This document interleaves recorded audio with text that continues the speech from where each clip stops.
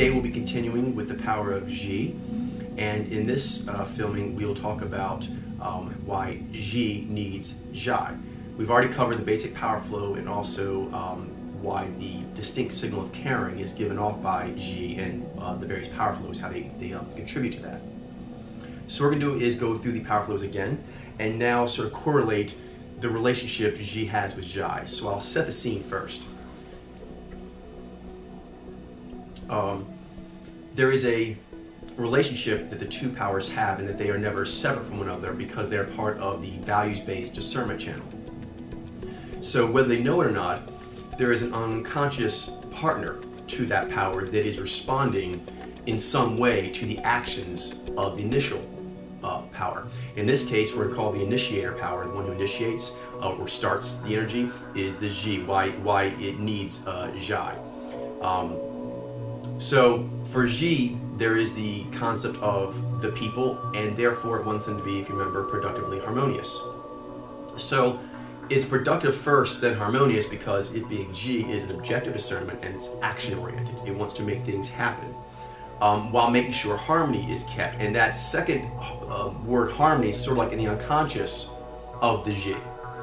So when G is looking at a situation, as you mentioned in the earlier G filmings, there are the dynamics of all the people. One person, two people, three people, the different demographics within them, the moods change. So that has a sort of a motif to it, the collective. But within that, what comprises it, what makes it up, are individuals. And that's where Zhai comes in. So anything that G does is concerned with moving the G dynamics, the dynamics of the people, but the people are made up of individuals. So you can see the effects of G in two ways. Like all powers, G can recognize itself in some ways, or something like it. So we can see, I can see that Jonathan has G. He can see that I am in a way. It relates actually to the physiological fact that he and I both have aware mouth versus the unaware mouth of the Zhai users behind the camera. And that's because you need to move people by what you're saying, and that's how you measure the flag forward. All of the left brain powers are very concerned with flag forwards, the back two with planning the flag forward, the agenda for it, and these two here in the front left, G and Z, with doing it, making it actually happen. So when G notices dynamic shifting, there are all these points within it. And these are what we call Zhai points, and it notices these by the distinct signal of poignancy. That's how G sort of constellates Zhai. It's how it knows that it's there. In fact, something you and I have actually mentioned, because he's into sound composing and music composing, and sort of what we often talk about, what separates a sound from music. That's kind of an interesting thing, and it relates to mojo reading because there's a audible component. And something we commented on before is that Zhai has a distinct sound.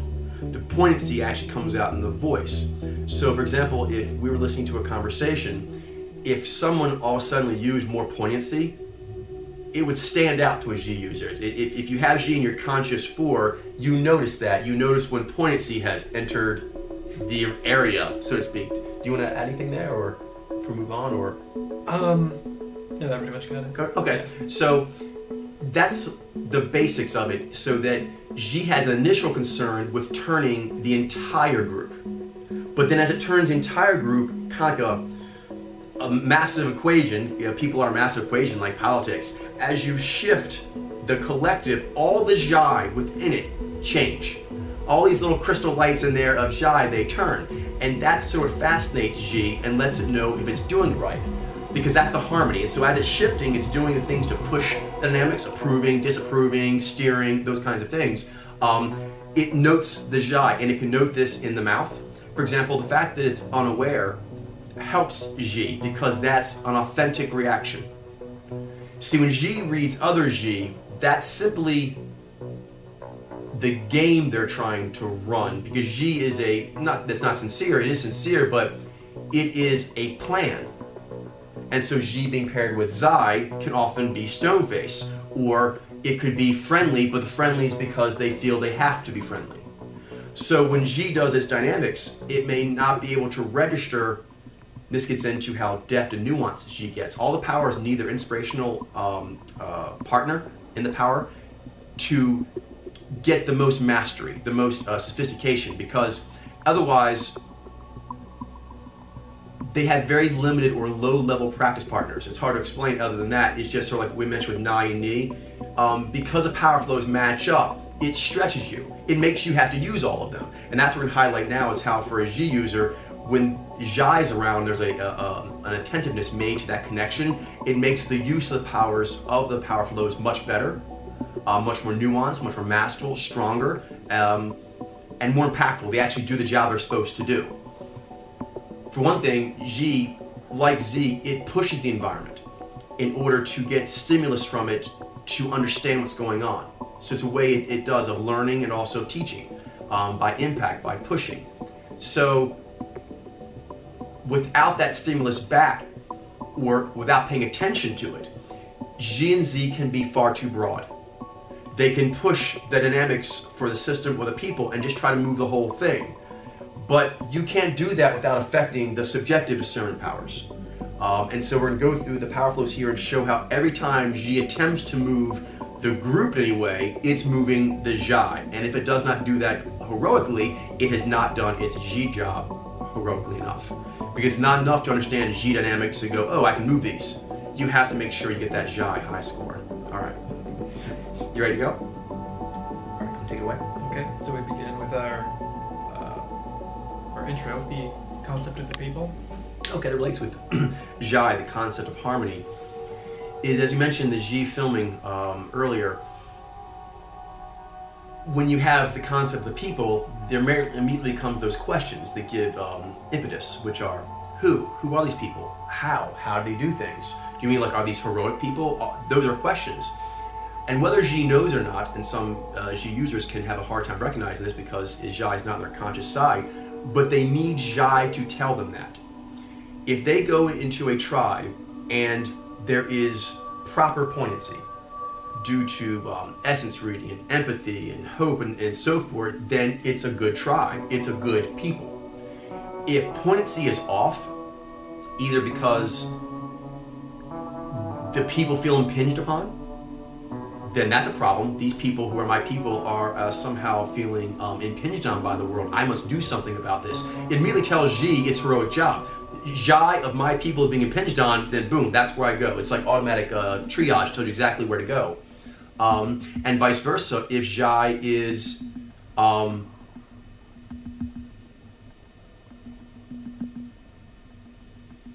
calling out. This is very important because Ji, being an objective discernment, feels a need, and I know you have experience with a lot of Ji users, is it has to move.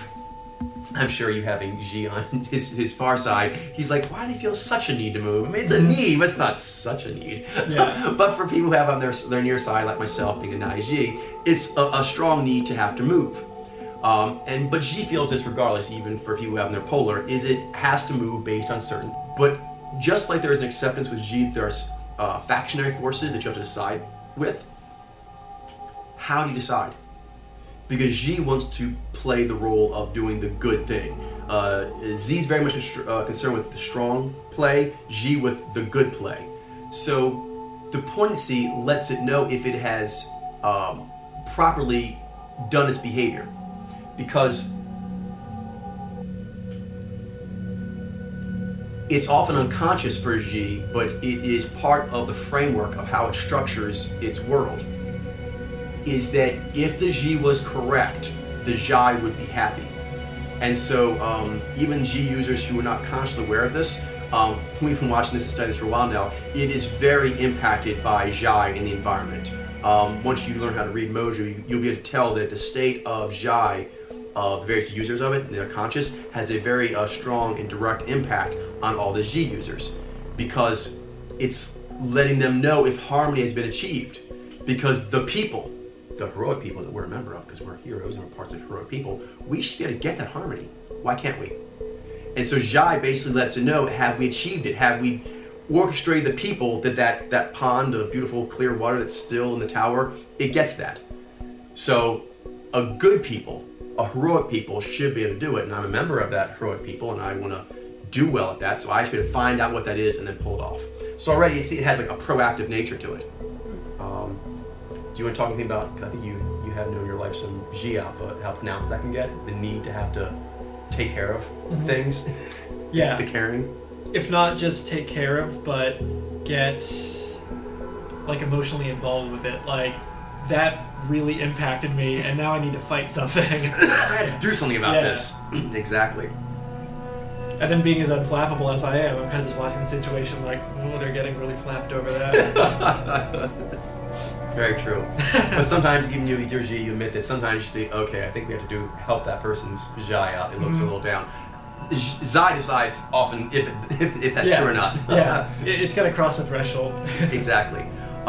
So the higher G is up in your priority, the more when the Zhai potency is made known in the environment, its presence is made known, that you'll feel compelled to do something. As if, my dad has this a lot, he's an IG, but G is also very strongly represented in him, is that when something comes across his path that is affecting the potency of someone in his vicinity, like, you just can't walk by that. I mean, that's how G feels. You can't just walk by potency. I mean, what hero does that?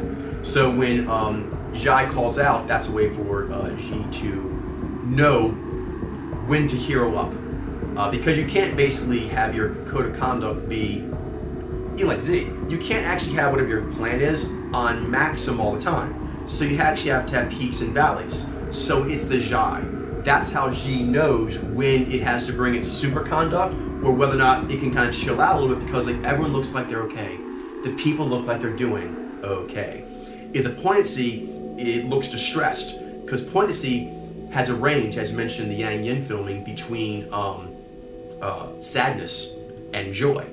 So basically, G wants to make sure that potency is going towards joy. If it is, then like, cool, like, I did it. And if not, it's like, well, I'm a failure. I mean, the higher the G is in the priority, the more that feeling of, why can't I make that, why can't I turn that frown upside down, so to speak. So that's pretty good. Yeah. Keep going. Okay. So moving on to social awareness. Yeah. No, actually, Did we do personal connection? not yet. Okay, personal connection. Personal connection / sense of community. We kind of already did dip in that a little bit when I went over the set and scene. But one thing I'll just mention is the personal connection. As soon as G connects with a face, like I'm connecting your face right now, there is immediate personal connection. Okay, G just does that. It helps a lot in emoji reading for that reason. So when that happens, there's a reading of what's he doing and what am I doing and what is the part I'm supposed to play. That's how G thinks. What role is he doing? What role am I doing? And how do I play it from here? That is very informative to me because he has G, and it can impact me because he's using G like I use G. But it's a fellow pusher. When he uses his G, he's pushing like I do. Zhai has a pulling effect. It pulls G to it to either tend to its needs if Zhai is in despair, or to celebrate with it if it's in a joyous state. But Zhai has a very, very magnetic ability like that. This is important for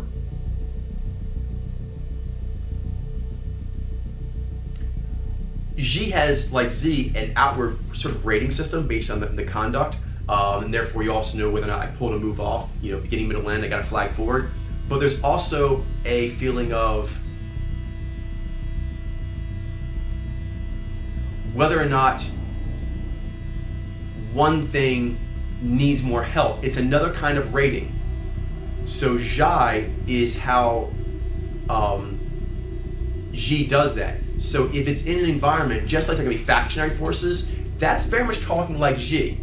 In my G, there's a multiple G, there'll be G of other tribes, and there will be vying. Okay, but there's also Zhai, needs, authentic needs, and these are vying. There's another kind of ranking of what G should address. And G cannot address everything.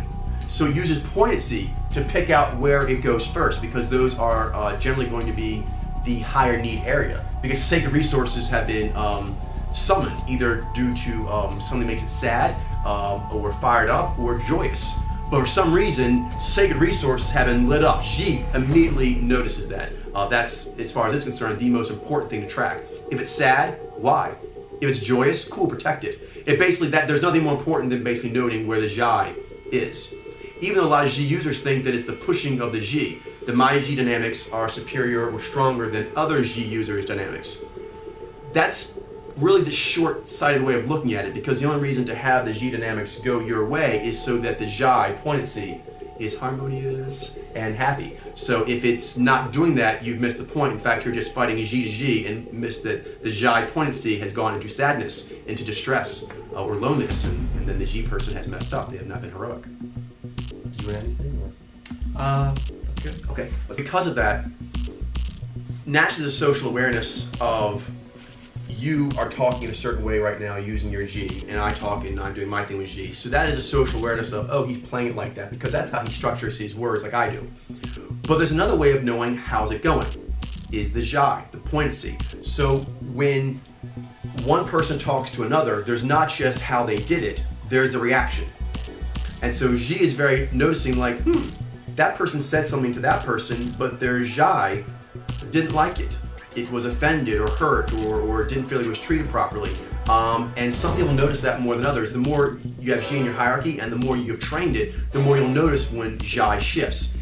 Being attentive to that takes the very of Xi. Xi and Z are very forceful. That's what they do. They push and make things move. But you need to have a very deft touch, like an athlete. You're using a lot of force, but you got to make sure it goes in the goal. You got to make sure you don't hit the wrong players. And so Zhai teaches you that. It teaches you where you're supposed to go and get a very light touch without losing strength. Still all the power, but you don't hit things you're not supposed to. You know the lay of the land. Without it, the Xi is quite blind. It's almost like a kind of sonar, because Xi, like Z, actually puts force out. It uses the impact of that and the rebound effect to tell it how it's doing, not unlike radar, right? You send out the voice of the bat and it hears the sound back, and that's how it knows where to fly. Xi uses the rebound, so if it does that and is not aware of the poignancy rebound, it's flying blind. Does it make sense? Even if it thinks it knows what it's doing because it's doing well with Xi to Xi, if in the process of that it's not getting the Zhai harmonious, if it's messing that up, it's the poignancy is not being addressed, then it's losing. It may think it's winning, but it's actually losing. It's winning at pushing, but it's missed the full spectrum, and it's actually lost its partner, and therefore it has lost in the big picture. Oh, so just capping up, social awareness that's one of the things that Xi uses to notice how something has changed. For example, we use the analogy that when someone leaves a table, the table shrinks in size. Someone comes to the table, it adds. Different people, some have good moods, bad moods, more developed, less developed. That changes things as far as the way the conversation is going, what we're talking about, how we're talking about it. That's Xi. But also how people are affected by that. So a new person comes in, the conversation shifted. That's Xi. New person, 8-10, all of a sudden we're talking about that person's work interests. Okay, but look, see, I start talking about work interests and she looks bored over there. So that would tell me I should probably talk about something else, because that Zhai was finding that not very interesting. Xi can actually be making what appear to be flag forwards, because it's like, ooh, I want to talk about this, and I have. Go me, I'm winning. I now want to say this and make sure this person hears me. Cool, they did. Now, and it keeps feeling, because it has the force, the power to keep taking steps, that it's winning. Xi and Z have to really watch out for running over what they're supposed to be shepherding and protecting and actually making sure is winning. You can actually, if Z with Zai and Xi with Zhai doesn't do that, it's basically, it's shitting where it eats.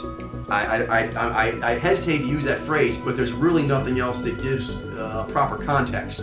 The Xi code of conduct is supposed to make the place harmonious, but Xi, like Z, is extremely dominant. It's extremely forceful, and it wants its way, and it can feel that if it's getting its way, then it is winning. And to make sure it does not become an overbearing, both Xi and Z have to watch out for that. Zhai poignancy. How is it taking the ripples I'm putting out? Because it being a subjective sermon, its tower is going to take those react and send those back to you, like a recoil. And you have to get very good with Xi reading those poignancy waves, because otherwise Xi is going to have to move very much up to lines that can't come back from. People have lines you can't come back from, and Zai and Zhai have a lot to do with what those lines are. So in this case with Xi, if it's moving forward and it is slow to realize, remember we talked about the radial effect Zhai can have? If it moves too clumsily, too forcefully, too fast over those lines and shuts a tower down or causes it to be offended or something, then it can be very difficult to get that to come back into a cooperative state again. And so one thing Xi needs to learn, although Xi, like Z, is extremely proactive, is it needs to think about what it does, and it needs to consider that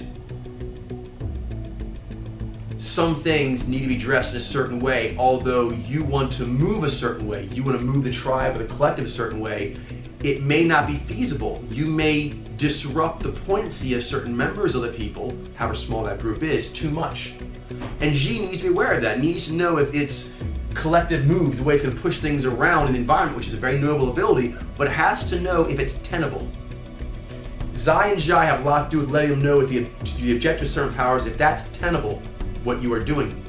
And so Xi listens to poignancy, and it should, because that's a person who is investing, they're really there. If a tribe is anything, it should be something that is healing and empowering to members who are hopeful and idealistic. That's what you should cater towards if you're doing your job right. And actually going back to what you were saying about a signal that Xi gets that's just coming from more Xi, and for us, for Xi users, our personal needs and want, that's Zai stuff. Mm-hmm. So it doesn't come with that poignancy. And if we are doing something to show our disapproval, then it kind of comes as another attack. Yeah. Yeah. Which Xi will end up reacting to differently. It'll see something else to fight. Yeah, totally, exactly. So the poignancy actually is a way of curbing the forward nature of Xi in a noble and appropriate way. Because it is so forward, it has to have that. Where Xi to Xi, that can often spur to just push harder. Good point. Yeah. So integrity and code of conduct. Integrity, code of conduct. Okay, one thing that Xi is very good at is articulation. So the upside of that is Xi is going to learn early on, Z in its own way, more with systems usually, but with Xi very much with people, that there are things you can say. There are ways you can say them. And if you say these things in these ways to these people, you get certain results. Ooh, it's like a game. It's very directive in nature, so it can become aware of itself that it can do this. What keeps Xi from doing whatever it wants is that although you can use diplomacy, although you can use etiquette, charm, persuasion, there are boundaries.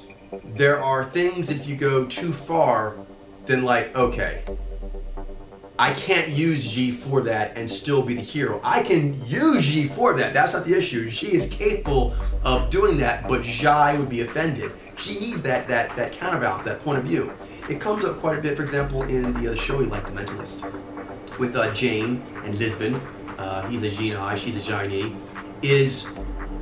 He's a hero, but he naturally, due to having Xi paired with Nai, but let's focus on Xi here, he's very good at understanding people and how they work and how to push on them. Sometimes he gets in the mode of pushing to get a result, and he can forget how hard he's pushing. He can forget the line between able to do it and should do it. And that's where Zhai comes in. For example, Xi to Xi actually can cause just more escalation. That can cause maybe more bull in the china shop activity. But with Zhai, it will prevent that because in the show, he respects her Zhai. She cares about her job. Even though he jokes around because Xi can be, it can construct words based on the ideas behind them. It's a bit different. Jai is more like Zai. It feels it. It literally is there. It's taking him over. So that's a bravery of spirit that for Xi is just really, really, really inspiring. And it has to respect it. And to be persuasive or charming or diplomatic or etiquette use is normally very noble, except if you go so far with it that it causes Zhai to feel like it was played for a fool. Then you're a villain. And that's a big part for Xi of knowing what the line is in pushing your agendas and putting forward your best foot and making your best case and disapproving of other dynamics that other people are putting forward. And that's what Xi does. But what's allowed? What are you allowed to use? Because that's quite an arsenal. Xi and Z are the most active making a thing happen of all the powers. So you have to have it curved with something else. Xi can be curved with Zai, its modulator. But when that happens, it causes Xi to shrink. That's how it checks it. But Zhai is different. If Xi is paying attention to Zhai, it inspires, if it's done properly. It can sort of divert the energy. It allows the energy to come at the tower, but then the poignancy kind of resonates that it's not liking how it's being directly approached. And then the Xi can adjust the approach until the Zhai approves, and kind of like a cue ball hitting another cue ball, it deflects into the perfect trajectory. Its trajectory is off. If it's causing that much distressed poignancy in the environment, it must have been coming at the wrong trajectory.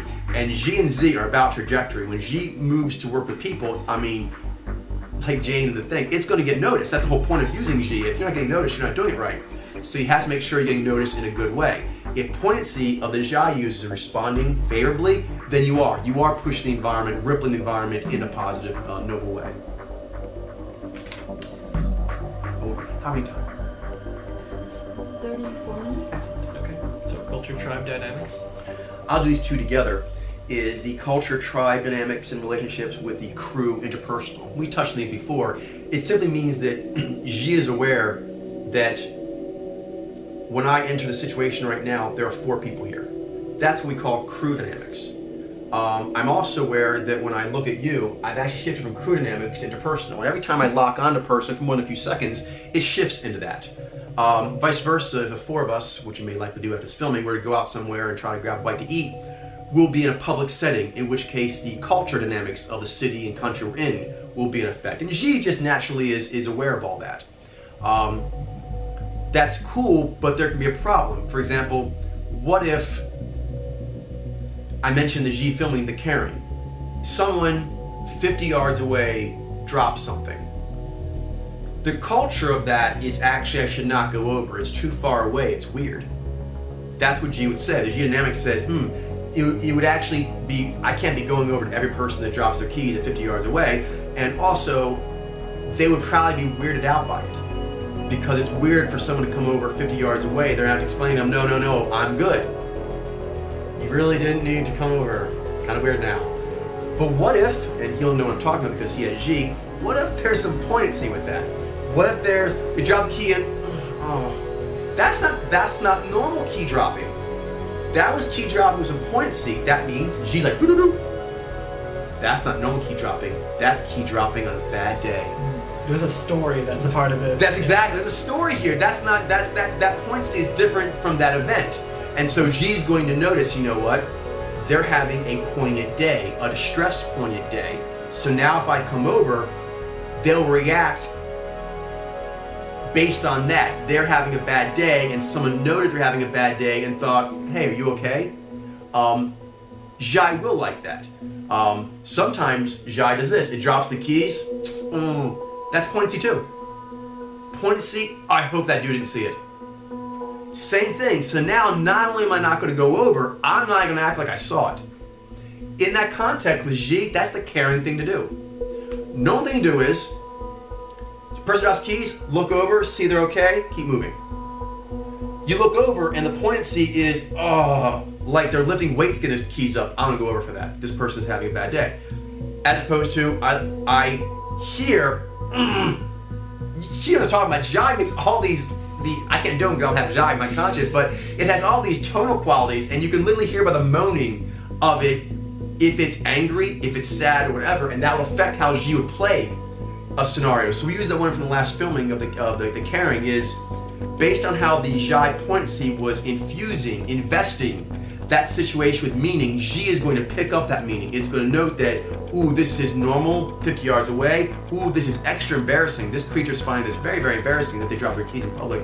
Or this person just, oh, no one likes me today. These keys are another example of how no one in this world likes me. I do. I'm a random stranger, but I like you. You know, comes at from this thing with Will Ferrell and Brad Pitt movie coming out. Megamind. Yeah. Megamind is like, hey, random citizen. You know, he goes, hey, so-and-so. He goes, hey to you, random citizen. So that's what Ji is. So like, okay, it connects in that way because when a person's having that kind of poignancy, either an embarrassment, dropping the keys, or just frustration, or having another bad thing happening in their day, like he was saying, it immediately tells Ji there's a story here. That poignancy paints like a story in one sound or expression than a lot of Ji talking could do. It's kind of like a zip drive to where the person is, how they're feeling. And that is the most compelling thing for Ji, and it should be. Because all the Ji dynamics they do are supposed to make that poignancy be good. If not, then they're not doing it right. So they should be aware of it, and they should positively affect it. Etiquette and diplomacy. I won't spend too much time here other than to note back to integrity and code of conduct that there is going to be discomfort that comes from factionary forces. And a lot of times you try to divert those factionary forces, and you do that using etiquette and diplomacy. But sometimes you can't or you shouldn't.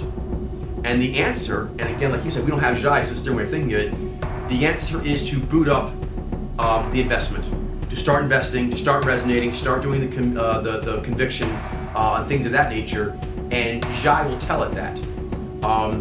Because sometimes there are not going to be all the people being happy within one tribe or from tribe to tribe. And Ji will use the very Jai to decide which way to go.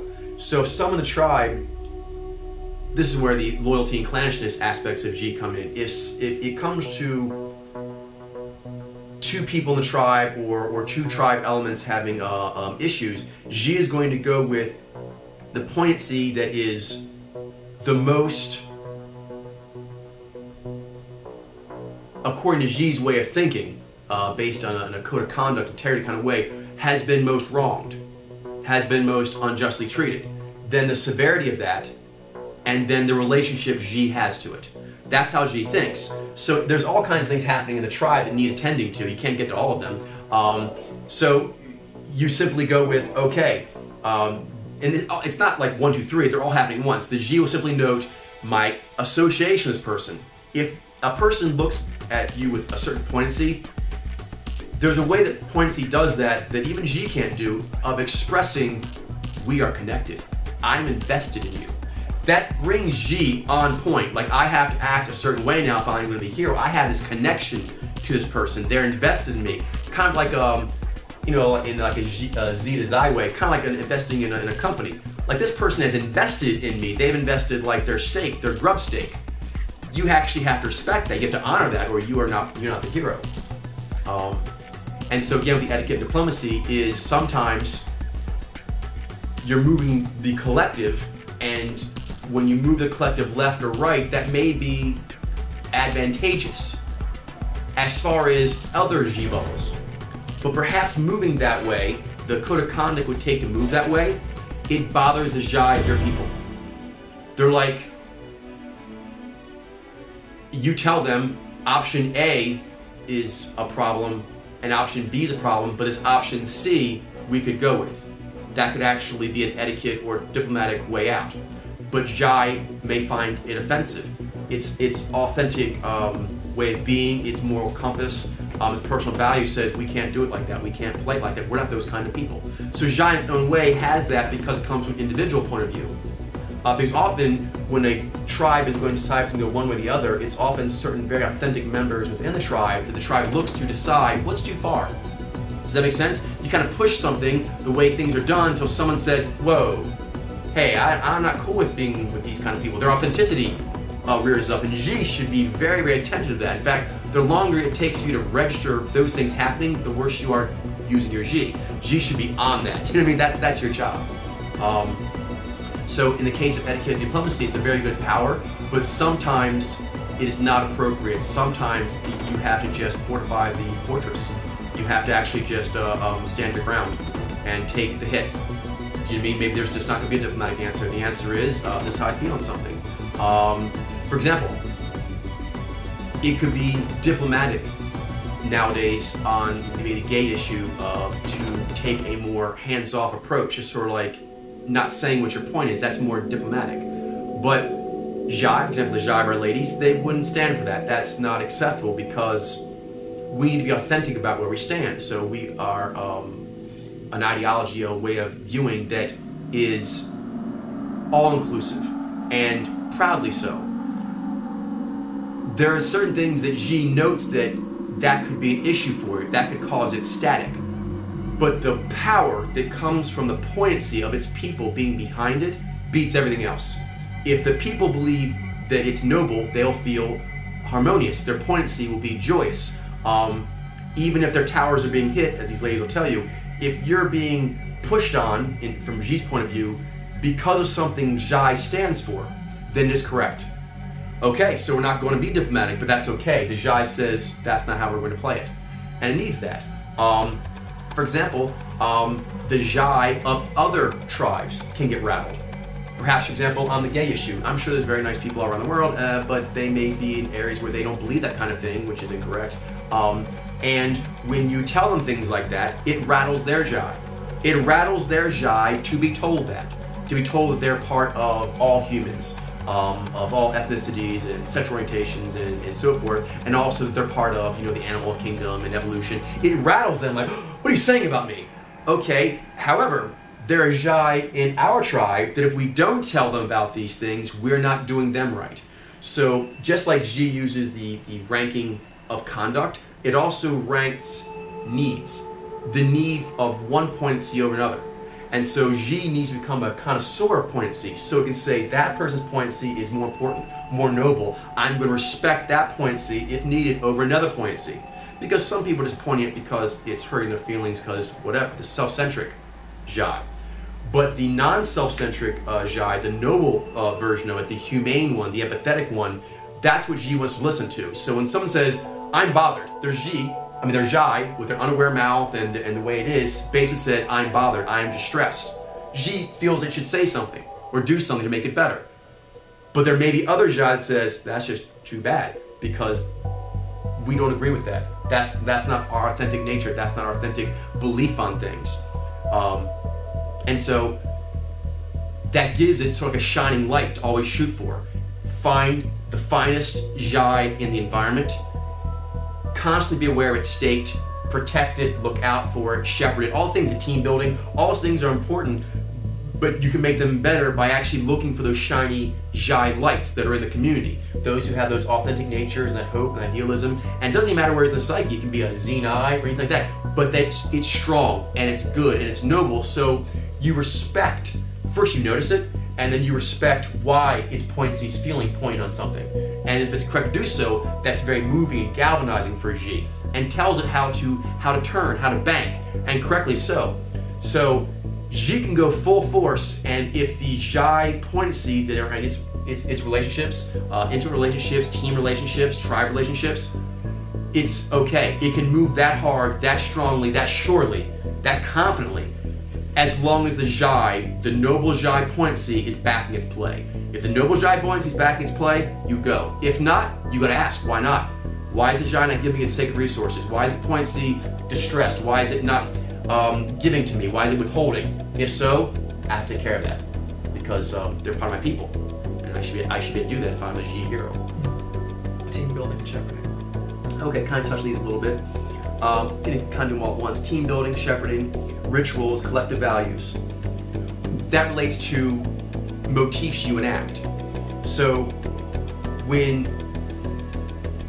for example, we were to make a birthday party, that's a kind of event. And so it has a beginning, a middle, end. And G's very aware of those things. I'm sure he knows, having a lot of G alpha, he knows there's a way you do these things, the way people do birthday events and other events, and so you do them. Okay, so G is going to note whether or not it happened. Did it start on time? Did the number of people come that said they were going to come? Did the treats happen like supposed to happen? Were the presents there? Like, that's all G stuff. So making sure like it went well, was everyone friendly, yada yada yada. Okay, but how does it know that? Like the last one, that's the last one, like, was everyone being friendly? That's kind of a vague concept. Zhai. If the Zhai poignancy is in a better state post-event than pre-event, good ritual, good event. If not, bad event. You shouldn't have done it, why'd you bother? And then Xi should then the way, why'd you bother doing that if after the event you did not improve the Zhai poignancy, the state of harmony of the individuals in your tribe, or your group, your crew. Yeah.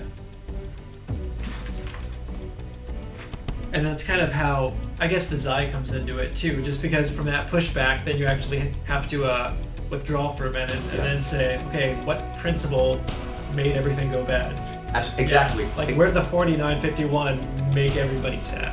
Yeah, and it's really funny you mention that too, especially myself, because I have Xi on my strong side, is Zai can be uncomfortable sometimes to look at. But what he says is a very good point. Zhai can make Xi pay attention to something in a very good way. It kind of puts a halt on its things for a second, and then it can go to Zai. Much easier. Coming to Zai from Xi in a full stop is like, ow. You know what I mean? But coming to like a poignancy stop, poignancy has a way of weighing down and slowing the forwardness of Xi to make it think, to make it have that second thought, and then it can go to its Zai much more comfortably. After it's already kind of slowed down the buoyancy, kind of give it like a easy, okay. And then it come back in a much better. And so you see, right, it makes it play much better. And I'm glad you mentioned that because really each of the powers, you have to understand how it relates to its inspiration power and its modulation power minimum to kind of understand like how it works. Because that's right, you got the Xi, and then the Zhai out here is kind of bumping it, which makes you stop and go back to your Zai, and that's kind of triangulating it at all the time. Good point. Yeah. Good principle understanding. So yeah, I hope it's not too mathematical there for you, but that's a very important point to hit because if you don't understand that, your moving will be off because you won't know what you need in order to make all your plays. Your Xi has to be up and aware. It has to actually be connected to the Zhai in the environment, and it also has to be aware of its own tactical position. And actually, fourth thing, it also has to know its agenda. So Xi needs all those things. We've kind of hit before the agenda, and we've hit how it's curved, it's modulated by Zai. But Zhai really is the highest of those. I mean, you need all three, but it's the highest in that the highest abilities Xi can pull off are going to come from making Zhai happy. If it makes harmony through Zhai, that's how it knows if it hit the heroic mark dead on. I guess that's basically it. And this will relate later on to more advanced stuff of spirit forms and the other and the unconscious powers, is that you need that unconscious inspirational side to hit the highest maneuvers of a power. And mojos need an unconscious other form, other configuration in order to hit their highest things. Makes sense? Yeah. Okay, persuasive charming. Again, I won't go too much in there, but that kind of hits back with etiquette and diplomacy and the integrity code of conduct is what's allowed. Because Xi is going to note that you could do a thing. But Zhai gets very offended because of how authentic it is if you did something that only holds temporarily. Like, it was like sweet words, but afterwards those words don't actually hold up. Zhai will call you on that, and incorrectly so. So when you're using Xi, if you're aware of Zhai, the code of conduct is going to be stronger. The etiquette and diplomacy will be appropriate. Diplomatic when you need to be, and non-diplomatic when you need to be, based on the Zhai's poignancy if it agrees with what you're doing. And then finally with the persuasive charming. There's ways of wording things that are just making them sweet so they go over well. Zhai, first of all, is very good at noticing that. And so it will check you from doing that, which will make Xi's code of conduct and everything else be better. And its persuasion and charm will be more noble because you won't be trying to persuade extraneous factors. Because one thing Xi can do is, like Z, it knows dynamics, so it can point out dynamic A, B, and C, and therefore you should do it. it's really good at making a case. G and Z are really good at making a case of why anyone or a system should do a thing. But Xi automatically puts G in a most sensitive state of there's going to be a weighing of my actions as I'm doing it and afterwards. And if it does not return to a state of harmony, I'm going to get dinged. And this is important that G knows this and wants that. G users should enjoy that and strive for that pointed connection, because it makes sure what they're doing is noble. So if you try to persuade someone Xi and you're sure that the way you're doing it, even though you're saying it in a very sweet way or a very forceful way, a very impactful way, if you think you're doing the Xi the correct service, then it's okay to use those forces. If what you're doing is not a true service to the Xi, then you should not be doing it. And that keeps it very, very simple on whether or not the powers that Xi has, those structured powers, should be used or not, and if used, how they should be used. Because Xi, being a right brain power, will turn second to second, moment to moment. G and Z, and these, the Vines, Nai as well, they kind of have like, here's the plan. And basically kind of go along with the plan until something bumps into it. That's where the freeform comes in, because their directives are like, la da da, and then we go here, and then we go this, and then we look at the museum. And Xi's like, I'm dying over here, I'm exhausted. It needs to do that poignancy so Xi knows, oh, I thought the tribe was going to be doing these things before lunch for the museum, but apparently the tribe is going to be taking a break, having some lunch. That sounds funny, but Xi needs to know that and needs to look at the Xi, because the Xi has a lot to do with your state of well-being we mentioned. What's the point of actually hitting all the flags forward and intended for the tribe if the tribe isn't feeling good afterwards, if the harmony's been all messed up? Because in the end, you know what's gonna happen? Production will be messed up. That short-term production, same as Z with Xi, that short-term production actually turns out to be a long-term hold-up. You're gonna cause a logjam because the harmony of individuals was not satisfied, and they're eventually going to sit down strike on you, and then you will mess up all your flag forwards for a long time to come. So it's just very smart for Xi to pay attention to Xi, because it tells how to play, it tells how to be a hero, and then it wins more and feels heroic. Just cover that briefly. Human dynamics and relationships, as opposed to the moral compass and personal values, is simply that there needs to be a way of looking at this is the way the people do things. But the people are made up of those individual moral compasses. And so whenever you move the dial of the humans, all the inner dials of the Xi poignancies are all turning as you do that. And that is a lifelong mastery Xi just has to keep striving for, keep feeling the Xi within the people that it relates with and how it's affected by its Xi. That will up its game to its highest levels. Okay, the counterbalances we have with Xi, there can be loyal, clannish. There can be, I'll start with that, loyal and clannish. Loyal is the idea that these are my people and therefore their well-being is important to me. And that's the noble side of Xi. A bad part about Xi can be a clannishness of listening to anyone within the tribe, even though maybe they're not the best people. And there also can be well, that person is not in my tribe. But with Xi, first of all, Xi's poignancy is not directly attached to the system that way. It's Xi, and then it connects it. For this reason, its poignancy can sound an alarm, like canary in the mine shaft, that someone else in the tribe or something else in the tribe is causing it distress. Because Xi, as mentioned, does not like to see the tribe as actually having issues. But Xi its point signal will clearly highlight there are issues and they therefore cannot be ignored.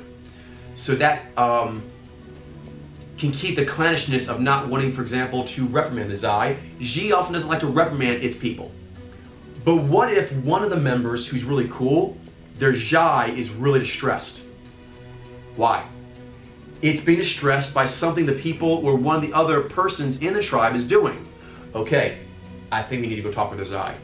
That's a very good way to make Xi recognize it needs to go have a talk with the Xi. Some cut needs to be made. Something has to be done here, some turn, because one of the very important gems The point seeds, the noble point seeds, they're like the gems within the Xi's tribe, its team. But when the shining Xi, a Zhai, is actually not resonating well, then it has to be addressed. And this goes with diagnostics. Even if that means it's one of the tribe members. If one of the primo point seeds is feeling some sort of toxicity or impingement and it's coming from something else in the tribe, then that thing needs to go. Vice versa, there can be people outside the tribe, they're like, well, they're not part of us.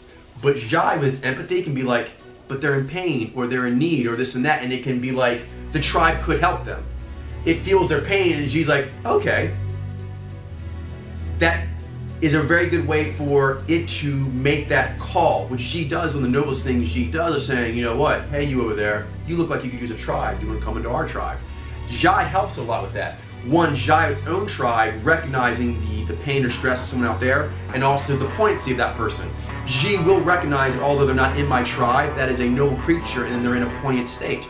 It can be sad or joyous, but they're like, wow, that's a noble, poignant creature. I want that in my tribe. Xi should want noble, poignant creatures in their tribe. It should look out for those. If they're not in your tribe yet, you should see if maybe they want to. That's, for recruiting, look for good poignancy. That's a good way to see if they're something you want.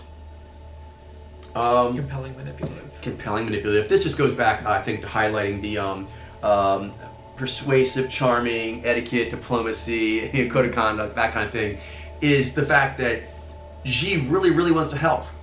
And it can tell you what to do in order to help you out. And it's really good at putting that in such a way that sounds really good, like, yeah, maybe I should do that.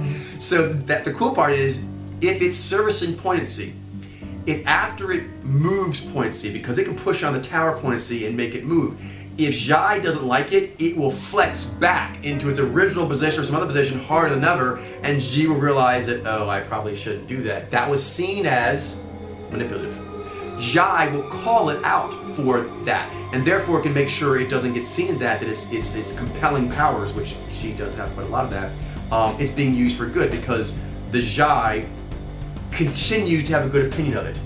Because Zhai can turn any moment. This is different than Xi. Zhai is freeform and very fast in nature, so Xi can't get lazy. It has to keep looking and making sure if it's still at harmony, if the poignancy is still in a good, joyous state. So it can't just, set it and forget it. It also can't use whatever powers it wants. There are rules. There are things that are over the line. There are things that will offend the sense of hope, idealism, virtue. And if so, it loses. And you should know this, Xi users, there's a direct correlation that comes with spirit forms and other things with inspiration, that the power of any pod power or any mojo, when it has an inspirational connection, dwarfs many, many others of the same power or mojo who do not have a connection. So Xi, when it is allowed to use all its powers while still having the approval of a poignancy of the Zhai, the harmony is still kept while that force is applied, that Xi can crush in every conceivable way Xi that does not have that relationship, because then it's just articulation. It's just winning flags forwards. It's just making people move. But in the end of the day, you turn your back, guess what they're going to do? They're going to resist, they're going to move back, they're going to bristle because their Zhai did not really approve. Their poignancy didn't go for it. If their poignancy doesn't really go for it, it's authentic, then you've really wasted your time and you haven't really truly accomplished anything. Only by keeping the harmony and by keeping it on an ongoing basis have you actually accomplished that productively harmonious tribe. Otherwise, you just accomplished a few wins, but you've not won the whole battle. I don't keep these battle terms, but you've not won the entire event. You just won certain engagements, and Xi and Z can have that kind of competitive nature in some ways. But ooh, I want this flag forward and get more flag forwards and more flag forwards, and other people or systems I want to keep outdoing. But if it's at the price of the poignancy of Zhai being upset, of causing it distress, then you have moved incorrectly.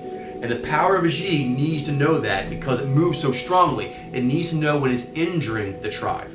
And Zhai, for the whole tribe of humanity, is very much like that canary in the mine shaft. It lets us know when we have actually hurt our own sense of well-being. And that's something that's missing a lot nowadays. Is Zhai is one of the powers it's more difficult to note and therefore to see as real. It must be seen as real, and G, as inspirational partner, it's its noble job, its heroic job to protect it, to note it, to articulate its existence, to define it for people, to make sure no one can miss it. Because if they do, well, it's partly your fault because you're G and you're supposed to be handling that. So, hero up. Yes, G, as you're seeing with myself, it has a lot of energy to it, a lot of force. Once it feels it sees something or knows something, like he knows having a lot of G alpha, they want to move. And there's not a reason to hold back necessarily, and that's why some people can find G volatile, because it doesn't respect stuff, and oftentimes when it's confronted with Xi, if G is not properly developed, it can take the tack of just turning on more burners, of becoming more aggressive, and just trying to like throw more G thunder butter, throwing G thunder butter, but they really are not on the heroic mark. They're not a mark. You know, they kind of an actor on scene. They're not what they're supposed to be, and that's why they're getting that pushback, but they don't want to hear it. Xi is very good at putting a heroic mirror to G, to show it as how it's actually being, because the poignancy, that's the mirror.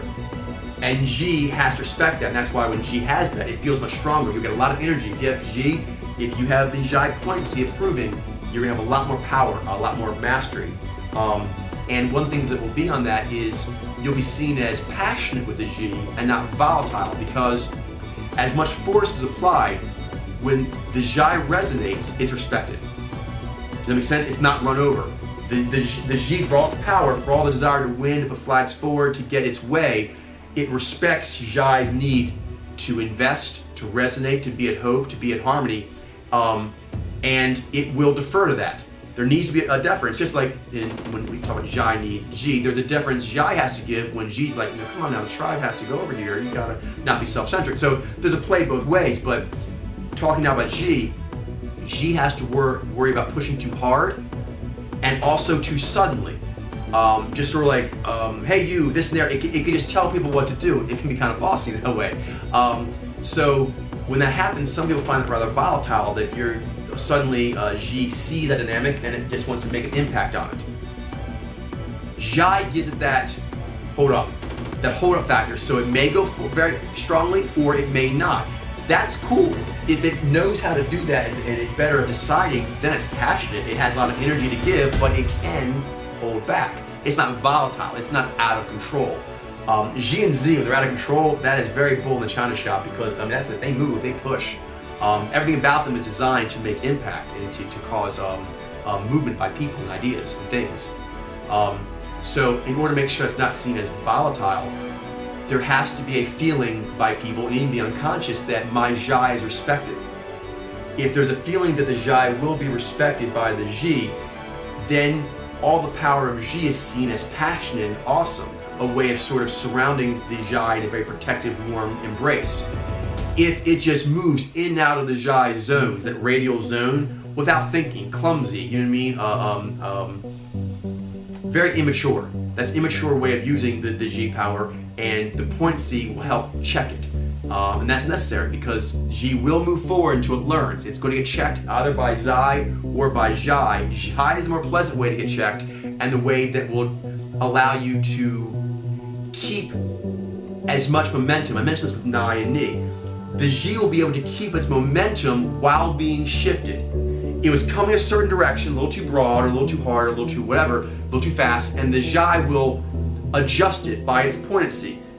The Xi will be adjusted, but not stopped. Not technically modulated. It's technically just been shifted through the that sort of radial gravitational pull that Xi has. So kind of like gravity can pull a meteor in to its orbit and then sling it back out in a different trajectory, but it doesn't slow the comet down. That's an important difference between inspiration and modulation. It does radically change the trajectory of what Xi was doing. It radically changes the code of conduct, but it doesn't have to come to a full stop. With Xi, it does. You're doing a conduct and your Xi's like, wait a minute, I think we may be treated like a sucker here. Is that it? That's it. So that's fine. That's the last place to end here. But basically, when Xi stops Xi, it's very much like, hey, what you're doing is wrong. Stop what your Xi activity is incorrect. It's getting you in trouble. Take a time out. the dispassion. Where Jai's like, you're not wrong, you're just off some. And the radial effect of Jai can adjust the Ji so that it's more perfect. It's more harmonious. And that's something that Ji should get very good at and look for, because man, that just makes you can see the analogy. It allows you to go faster and further and more true. It gives you another move to make instead of having to back off. Exactly. I like that. Exactly. It changes it to a more harmonious move. It doesn't stop you or shut you down. Excellent. Great. So that's it. So signing off. Goodbye.